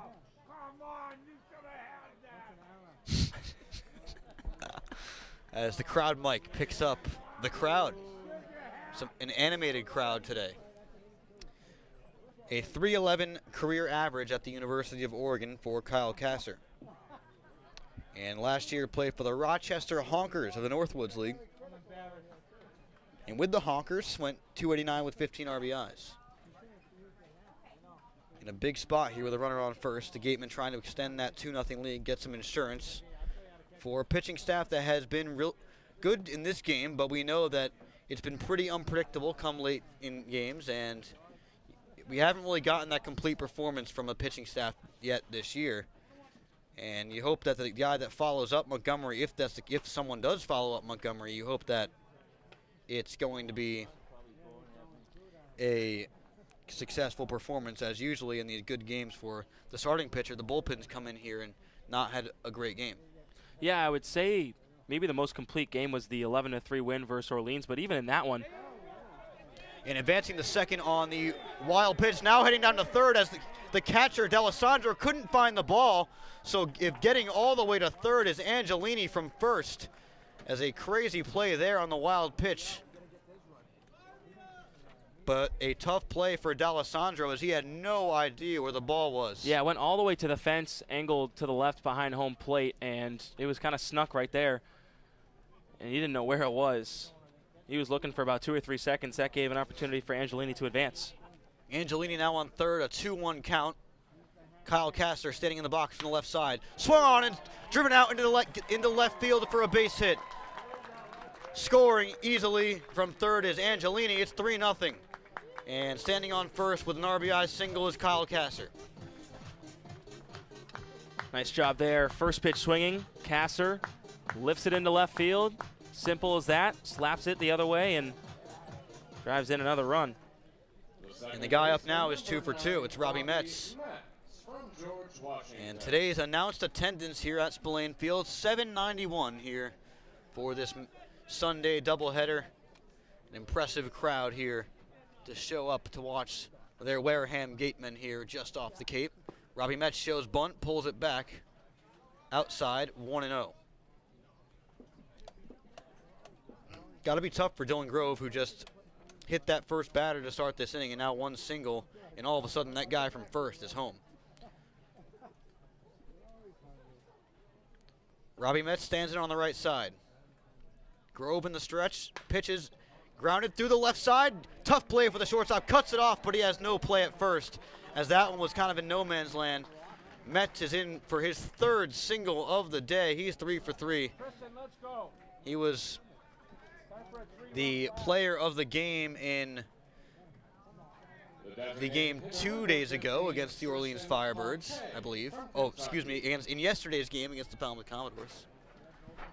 Yeah, nice job there from Metz. 3 for 3. He's got to like that. It's his best day at the plate so far this season, no doubt about it. Now Pompey comes up. Big spot, can add a little bit more to this lead. Big thing here is no outs in the inning. Pompey has succeeded with 2 men on, shows bunt, fouls it away. He has succeeded with 2 men on here at Spillane Field, and I would say in those situations he is 2 for 2 with 6 RBIs. So this is the kind of situation that he likes to be in, and it's got to be tough for a pitcher like Dylan Grove, who hasn't retired a batter here, now has to face the heart of this Gatemen lineup. Pompey from the left side as the switch hitter. Pitch on the outside corner, does not like it. And he looks back at the umpire, asks him what's going on. 0-2. Tristan Pompey. second in the SEC in runs scored behind Kramer Robertson this year, the former Gateman. Fouled back towards my head, and count remains at 0-2. Former draftee, Kramer Robertson. Also a member of the College World Series final bound LSU, Kramer Robertson. Also shout out to Cole Freeman, who's on that team, played with Wareham and won the batting title last summer on LSU. Runner goes to third, and he stopped a little bit, and he's still safe. As getting a huge jump was Kyle Kasser. Thought Dylan Grove was going to end up getting him in the rundown, but he ends up not throwing over there at all. He really didn't know what happened. Poor communication on the part of the Harwich defense. Dylan Grove throws in for the pitch as Pompey goes down on strikes. Yeah, Kasser didn't know if he wanted to go or not. Then he finally made his decision. It was blatant right in the middle of Grove making his pitch. So advancing the third is Kyle Kasser. On first is Robbie Metz. That ball gets away, and Kasser comes home to score. Advancing the second is Robbie Metz, and the game is 4-0 Wareham on another wild pitch. Dylan Grove is getting away from him a little bit here, and you have to wonder if that's going to be it for him.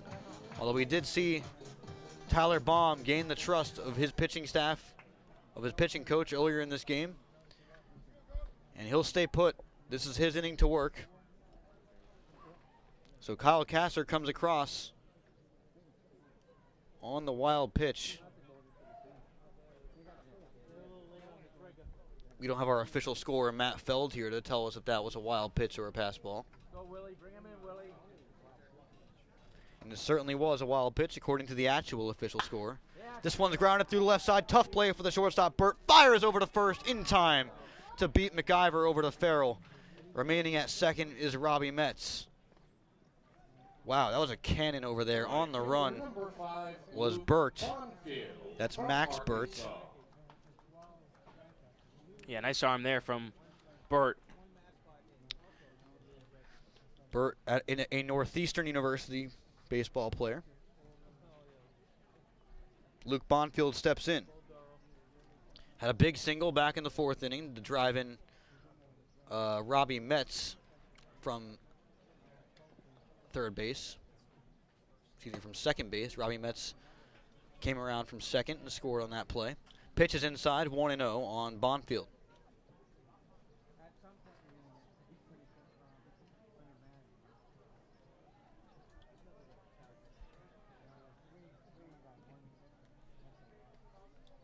The righty facing Dylan Grove, who's struggling quite a bit. That slider comes in low, and he's still falling behind in counts. It's 2-0.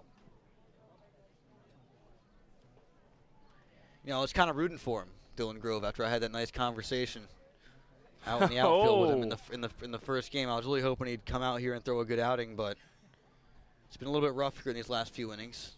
Going against the Gatemen, man. That one inside. Of course I wasn't going. I was hoping for a pitcher's duel. Yeah. And that's exactly what we had up until the fourth inning. And I really hope Justin Montgomery gets to come out here for the sixth inning. I really want to see him try to get another inning at least in, as he's been so good. But there is some action in the Gatemen bullpen right now through that right field fence. That one on the inside corner.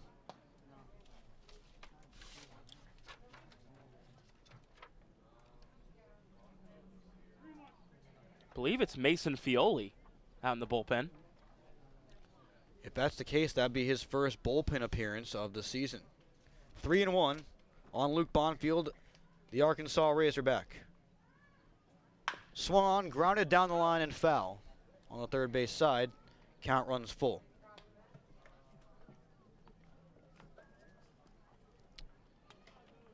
Talk about SEC baseball, talk about disappointing finishes.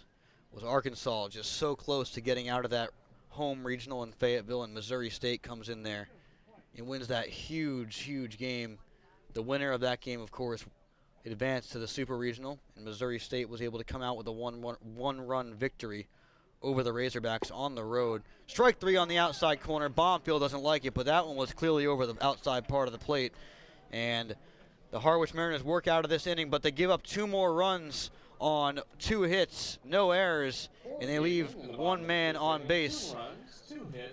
We will go to the 6th inning. The Gatemen lead the Mariners 4-0 here on the Baseball Network of the Gatemen.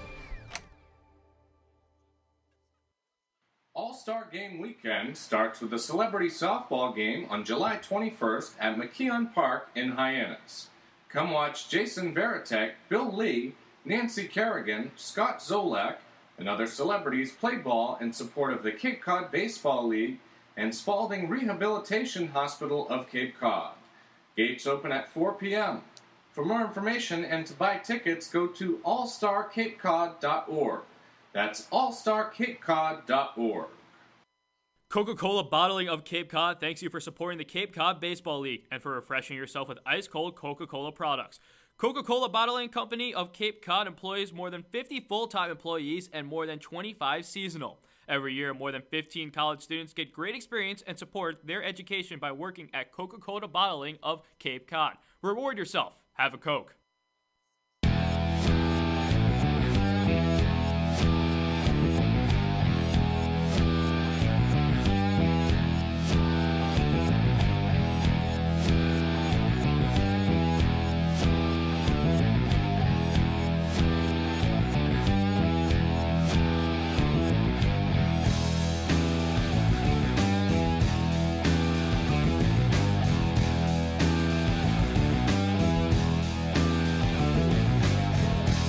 Back here, it is the top half of the 6th inning here, and the Gatemen lead the Harwich Mariners 4-0 after dropping that first game of the doubleheader 4-1. Justin Montgomery goes 5 incredible innings for the Gatemen. It's Frankie Bartow entering the game for Wareham. Yeah, we last saw Bartow on June 21st. He started at Hyannis, 3 innings pitched, no earned, no walks, 4 strikeouts. See a fastball, 91, 92, changeup, 69, curve, 69.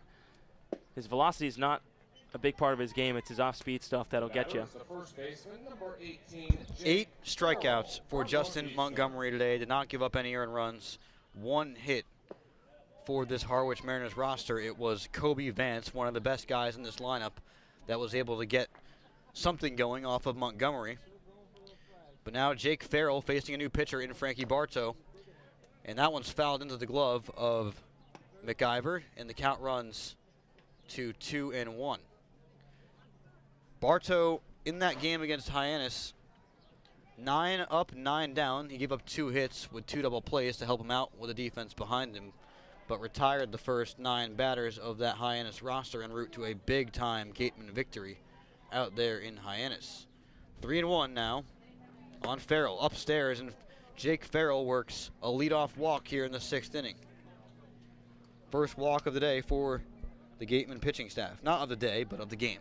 Bartow walked 10 batters back at Miami this past season, struck out 18, made 28 appearances, all out of the bullpen. Usually Miami's closer. Justin Novak, the 9-hitter, with a runner on first, takes a ball inside. And this is very important for Bartow to settle down here, make sure his throwing strikes first and foremost, as he's now thrown 5 of 6 pitches have been balls now. That breaking ball upstairs as McIver is going to go trot out to the mound and settle down the Miami pitcher. This is going to be tough for Justin Montgomery to watch. He probably wanted to stay in this game. Yeah, why not? Throw 5 innings, 8 strikeouts, only 1 hit, no earn. I mean, that's a great outing here on the Cape, but like we were talking off air, Jim Lawler's very strict about pitch count. He's very strict about what he's been told by these players, coaches at their respective colleges about how long they want him to go in for, and he sticks to it. He doesn't go over the limit. Throws a strike on the outside corner there. It's 2-1. Justin Novak out of Virginia. We mentioned he's a Tokyo native. That one's grounded to short, could be 2. Baird on the Mets for 1 on the first, and the runner at Mets at second dropped it, but the runner is still out at second, so they get the lead runner on the fielder's choice, and Justin Novak is the runner on first.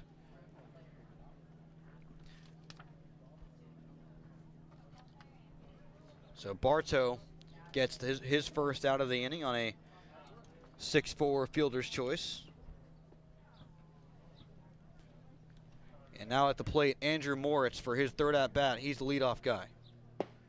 Right in there for a strike from Bartow. He just got to throw strikes. We know how good his stuff is. It's one of the best. He's one of the best pitchers in this league.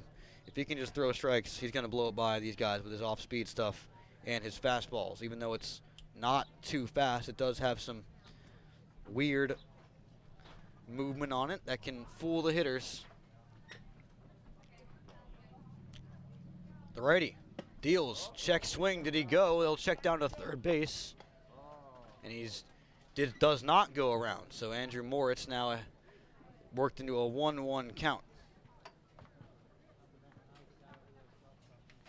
Moritz from UNC Greensboro also led off that first game of today. Went 2 for 3 with a walk. Also scored a run. Swing and a miss by Moritz. And he did everything that you want a leadoff hitter to do for your team in this last game. Getting on base, giving Harwich a chance to score. And he led off 3 different innings in that game. He led off the first, the third, and the fifth, and got on base all 3 times. Yeah, today's a different story for him, rather this game. Grounded chopper to third. The third baseman on to second, on to first, not in time. That was Kasser to Metz for the first out. The second out of the inning. Another fielder's choice puts The shortstop, number 36, Moritz on first, and Novak is retired. Yeah, just a little bit late on the throw from the Gatemen third baseman, Kasser. Also a tough play with a fast Andrew Moritz sprinting down the line. He stole 16 of 20 bases this year for UNC Greensboro, so watch out with this guy on the bases. They're down by 4. They need a guy in scoring position badly. They have yet to have that today. This one's fouled away right towards our Claudia Chikamian in the press box booth next to us. Max Burt is the hitter.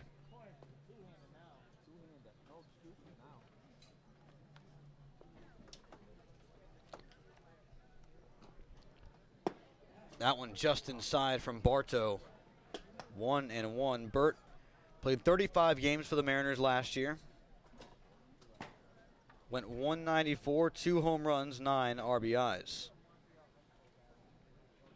Facing Frankie Bartow, fouled over the fence over our heads and out of play, 1-2. Always love to see those Massachusetts natives doing well here on the Cape out of North Andover. Max Burt. Just because I'm local, we connect through that. North Andover, that is north of Boston, I believe, correct? Yep. Fouled away. Also home to a great sports and academic prep school, the Phillips Academy in Andover.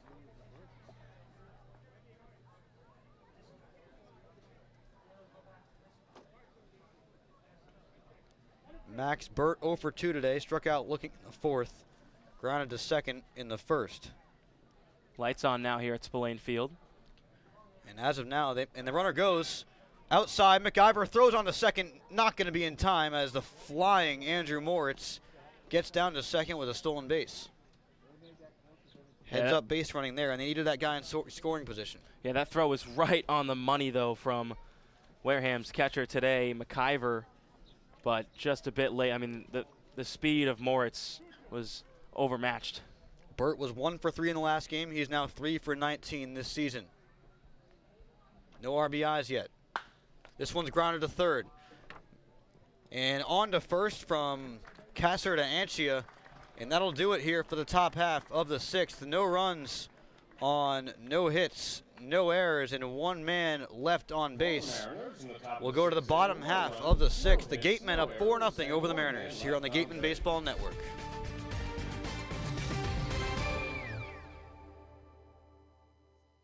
Did you know that Baseball Factory has partnered with the Cape League for the past 17 seasons? Baseball Factory is your resource for top-notch baseball training. With over 600 events nationwide for players age 8 to 18 and over 100,000 college success stories, you too can build your way to greatness with Baseball Factory. Visit baseballfactory.com to learn more. Earn a bachelor's or master's degree, complete a certificate, or take a single course through the Division of Continuing Education and Graduate Studies at Curry College. Classes run days, evenings, and weekends in Milton and Plymouth. To learn more about programs in business, criminal justice, education, nursing, and more, visit curry.edu. The 99 Restaurants has 9 real-size entrees for only $9.99. They're big, hearty portions you can count on all day, every day, like their hand-breaded crispy fish tacos with cilantro lime rice. The 99 Restaurants, proud sponsor of the Cape Cod Baseball League.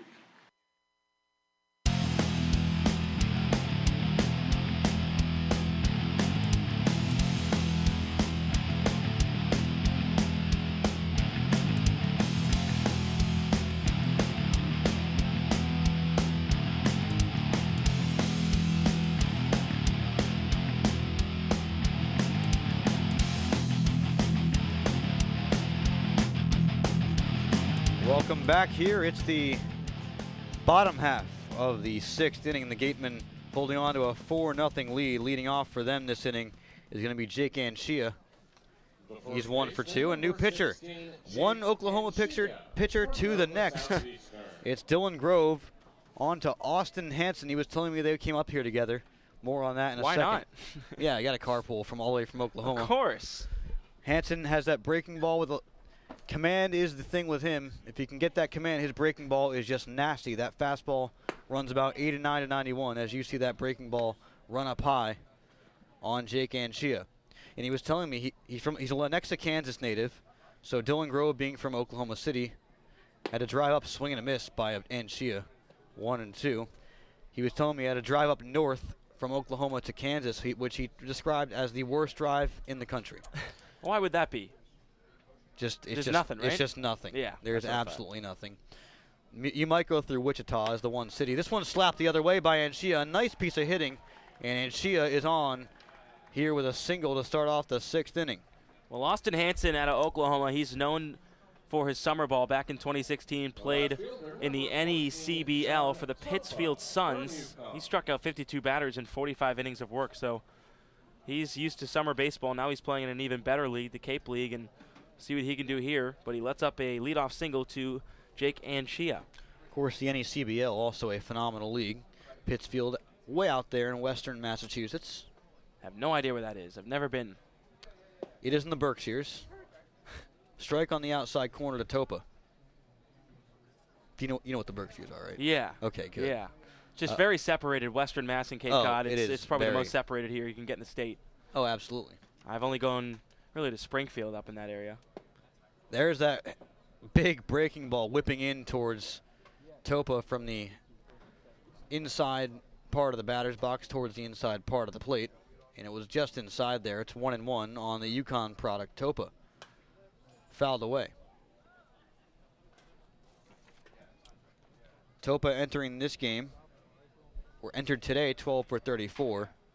Went over just went 0 for 2 in the first game. It just shows how poor the Gatemen hit in that first game. He only had 2 at-bats. Granted, it was a 7-inning game, but still only 2 at-bats for Topa. This one's chopped to third. Tough play for the third baseman. And on to first, gets him at first. A tough play there for Novak over to Farrell. And 1 down as Topa. He's now 0 for 2 today, 0 for 4 on the day in total. First game and second game combined. Well, that one did something good, at least. It moves Anchia to second base. And there was a quick thought that Anchia would go to third if the throw was errant, because a couple of the infielders for Harwich were going to go back up at third base. The pitcher, Hanson, came in, as well as Burt, the shortstop. Ben Baird struck out swinging in the 3rd inning, struck out swinging in the 4th. He's trying to drive that runner across from second. Out of Washington, facing this second OU pitcher. That came in 0-1. That fastball has some movement.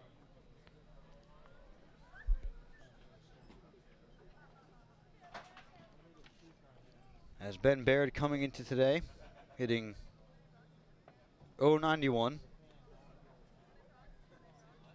This one's driven out to left field on the run, and he can't make the play as Murray. Rounding third, heading for home and scoring is Jake Anchia. It's an RBI double for Ben Baird. And the Gatemen have taken a 5-0 lead, and boy, did Ben Baird really need that. Yeah, he was 0 for 2 coming into the at-bat, like you said, Sam, with 2 strikeouts, both swinging. Comes in, ropes one to left field. Thought the left fielder, Murray, would have a chance at it, but he was just a tad bit too late running it down and scoring easily. Jake Anchia from second base. So John Topa advancing the runner to second, even though he did ground out, was still an important at-bat for the Gatemen. Ben Baird gets his second RBI of the season on the double, his first extra base hit of the season. And that'll bring up the 9-hitter, Nick Angelini, playing center field. Big stuff for Baird, though. He's been striking out a lot recently, and now good to get that contact in. And that will hopefully get him some more contact in the near future, as he's probably going to be an integral part of this roster. Ben Baird back to second safely on a crazy pickoff throw. Turning around is Hansen. Covering the second base is Vance. And Baird had to get back quickly as he was almost gunned at second. That was close. Vance, beautiful tag put down just milliseconds late, it seemed. And now Vance slapping for it out there at second as Baird heads back and time is called. Vance with the dance. He looks like he's dancing out there, having some fun here, down by 5 runs. Calling for it from his pitcher, but now towards the plate on the outside corner to Angelini. And now he's quickly down 0-2 with 1 out here in the 6th. The Gatemen have already put 1 more run across on Austin Hansen, who's coming in relief for Dylan Grove. Grove went 4 innings, gave up 4 runs, also hit 3 batters on the way. This one's a hanging breaking ball, grounded to short. Tough play for Burt. On to first to Farrell in time. 2 down, advancing to third on the play is Ben Baird. That was a broken bat infield chopper.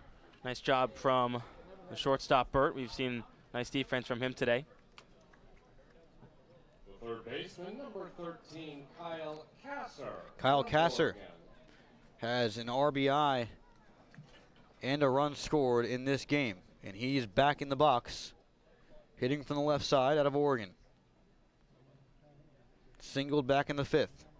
Scored on a wild pitch from Dylan Grove. On the inside corner, 0-1 on Kyle Kasser. Runner on third is Ben Baird, who just drove in Jake Anchia for the 5th run of the game for Wareham.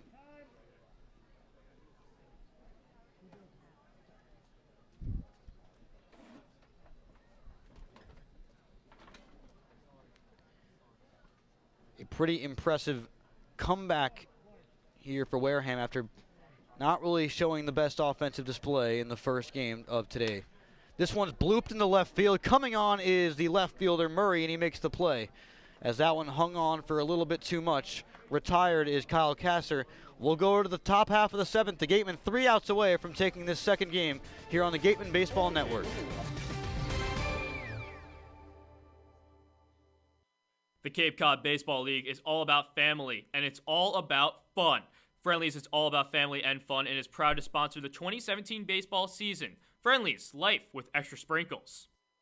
Baseball Factory, a proud partner of the Cape League since 1991, holds over 600 events nationwide for players ages 8 through 18, including 3 training weeks here in the Cape.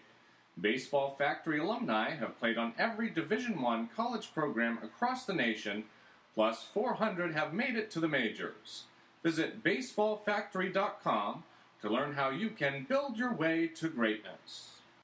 Curry College offers 14 NCAA Division III athletic teams in sports such as football, baseball, softball, basketball, hockey, soccer, lacrosse, tennis, cross country, and volleyball. Read about the success of the Curry Colonels and their championship teams. It's all online at www.curry.edu.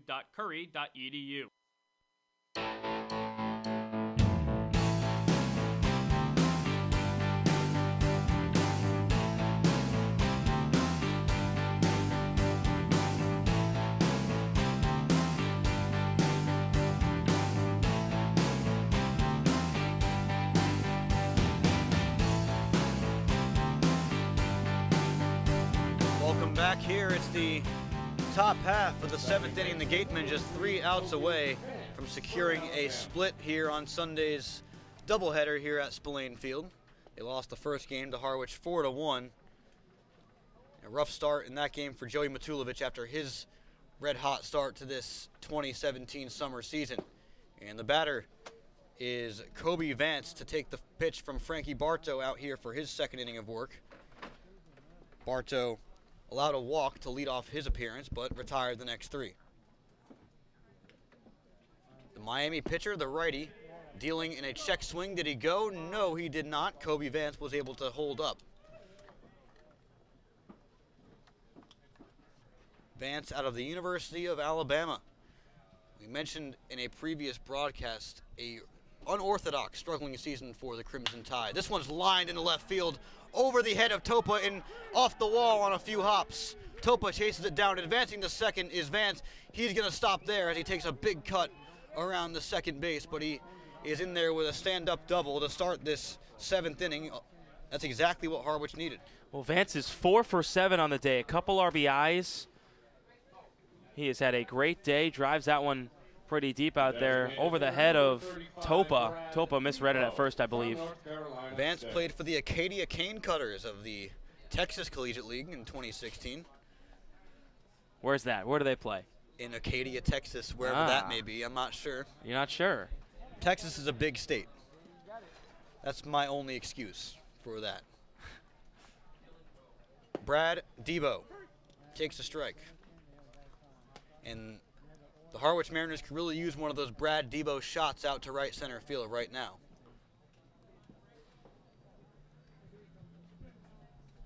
And he's down in the count 0-1. Now Frankie Bartow working from the stretch, which he was used to back in the previous inning in the 6th. That one's inside. So now 1-1. McIver doing the catching today in this game after it was Jake Anchia doing the catching in game 1. He's now at first base. Blake Sable getting the rest here in game 2. That one's low. 2-1 from Bartow on the off-speed pitch.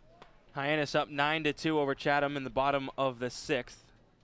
So if Hyannis can hold on and Wareham can hold on, Wareham will still be behind Hyannis in the standings in last place. Falmouth beat YD in the second game of the doubleheader 2-1. The NC State Wolfpack grounds this one down the line, foul on the first base side. 30 runs scored and 43 runs batted in 56 games for Debo. A .493 slugging percentage as well. Do you just call him a Wolf, or do you call him a Wolfpack, even though that's a kind of a plural name? That's a tough one. I don't know. I think he's a Wolfpack. This one's popped up, straight up in the air. McIver might have a play on it, but it goes out of play and lands right on top of the press box. That'll happen from time to time. It won't come through, though. No worries. If it does, we do have an issue. There is a little gap here. I don't think any balls are getting through there, though. So no. We're probably okay here in the press box. 2-2. Bradley Debo with no outs here in the 7th inning. This one's flown out to deep right field. Going back is Bonfield, and he has the play on it at the track. Tagging is the runner at second, Vance. He's into third, and now a runner just 90 feet away with 1 down here in the 7th, but Debo taking that ball for a ride scared a lot of guys in this park.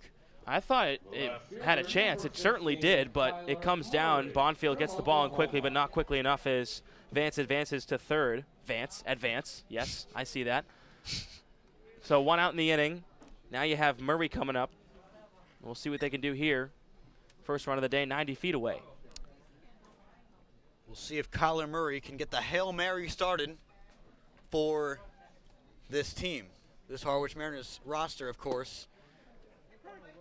He's a football player. That's why I said that.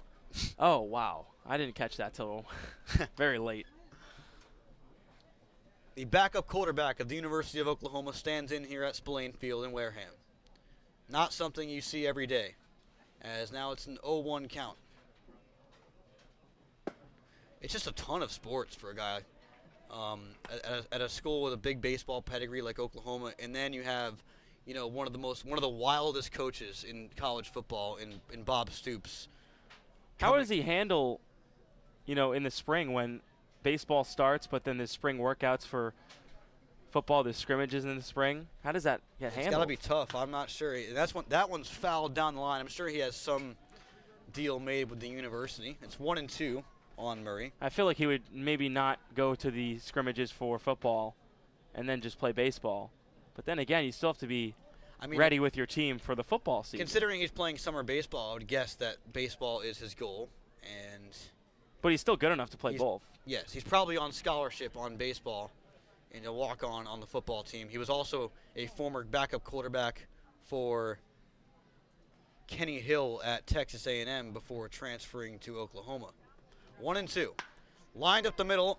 Having a play on it is Angelini, makes the catch, tagging from third, and getting home is the runner Vance. He scores. It's 5-1 here in the 7th on a sac fly from Kyler Murray. Gatemen were so close to holding Harwich without a run today, but the sac fly does him in. Vance scores. Not really worried about that one run. It's still a 4-run deficit. Come up here, retire Veerling, who's 0 for 2, and you got yourself a 1-1 split on the day. The Gatemen certainly would be happy with a 1-1 split after the way they played in the first game. And Frankie Bartow looking to close this one out. He was lights out in his first appearance in Hyannis. And now looking to do the same here against Harwich at home. That ball is low. Matt Veerling is the last hope for the Harwich Mariners. Dealing is Bartow, the righty. Line down the third base line and foul. Veerling out of Notre Dame. He's St. Louis, Missouri native. At a .330 batting average with 7 home runs, 42 runs batted in for the Irish this summer, or this season, excuse me. It's summer now. He also pitched for the Irish. He did. That pitch in the dirt. 2-1 now from Bartow. And also a draft pick in 2015. Picked by the Cardinals. Oh, wow. A hometown pick for the St. Louis native. That's pretty cool. Always. I mean, we just talked about Dylan Grove getting to go to his hometown school. The pitch comes in fouled away, just getting a piece of it is Veerling. Now it's 2-2. And the Harwich Mariners, 1 strike away from being defeated here by the Gatemen in this game 2 of a doubleheader. Bartow, the righty, deals the 2-2. Fouled away, just getting a piece of it once again as Veerling spoiling some pretty good off-speed stuff from Frankie Bartow. That one bounced under the bleachers down the third base line. 5 kids running for it. There was one with a glove, and I think he got it. Could be a pretty intense fight for that ball. Oh, he's holding his knee now. I think, I'm not kidding, I think he might have gotten hurt. 2-2 in the dirt, and now the count runs full as Frankie Bartow probably did not feel like facing another batter. So he's going to want to lock down here, throw strikes against Matt Veerling. The 3-2. Swung it on and missed. Making the tag is McIver. And another strikeout presented by the law offices of Lang, Exafaris, and Bullard. The Gatemen win this game 5-1 against the Harwich Mariners, splitting today's doubleheader in a pretty impressive performance from the pitching staff in particular. It all started with 5 incredible innings from Justin Montgomery. Gave up just 1 hit, struck out 8 batters en route to the win. And the Gatemen improved to 5-8 on the season. Harwich drops to 5-1 this year. What did you see that impressed you the most out of Justin Montgomery today? Slider command. That's what you look for out of Montgomery. The fastball command, you know, that will be there all the time. The slider is a little bit more inconsistent, so we saw that consistency today. He's one of the starting pitchers here for the Gatemen that's going to have some success if he can keep that slider going. Again, 8 strikeouts for the law offices up there in New Bedford. That's a good day for them. And you know, when you look at today, you split the 2 games. You win 1, you lose 1. I think that's more or less a successful day. You know, obviously playing the doubleheaders with 7 innings is pretty tough, but these guys fought through it. They came back, they scored, you know, 5 runs. They let 1 run up on a sac fly in the 9th, but that one, you know, it doesn't really matter. It didn't really hurt them at all. And only after scoring 1 in game 1, you come back and score 5. So I think, you know, the consistency is what we keep talking about. Offense needs more consistency. Once that comes, you know, then you're going to get yourself a ball game. Again, the Gatemen score over 4 runs. They're now 5-0 when they score more than 4 runs. So that's a stat you're going to keep your eye on as we move forward. Absolutely. The Gatemen, we've seen it this year. When they score, when they get that run production from their offense, they're a pretty good baseball team. And it's been kind of weird because their pitching hasn't been phenomenal, but it just so happens that when they do get good pitching, they haven't really gotten enough run support to go with it. Thank you to everyone for listening to this broadcast of Wareham Gatemen Baseball on the Gatemen Baseball Network. The general manager of the Wareham Gatemen is Andrew Lang. The producer of today's broadcast is Matt Wieselthayer. Thanks to our sideline reporter, Claudia Chikamian. And to our returning sideline reporter, Megan O'Brien, of course. The next broadcast of Wareham Gatemen Baseball will be Tuesday as the Wareham Gatemen host the Hyannis Harbor Hawks again. That's game 4 of 6 against the Harbor Hawks already this year. The game is at 6:30 p.m. Our coverage will begin on YouTube with the Gatemen Pregame Show. Also catch that on WCTV if you are on cable television anywhere in Wareham. For Jacob Toby, I'm Sam Corman. Thank you for tuning into this presentation of Wareham Gatemen Baseball on the Gatemen Baseball Network.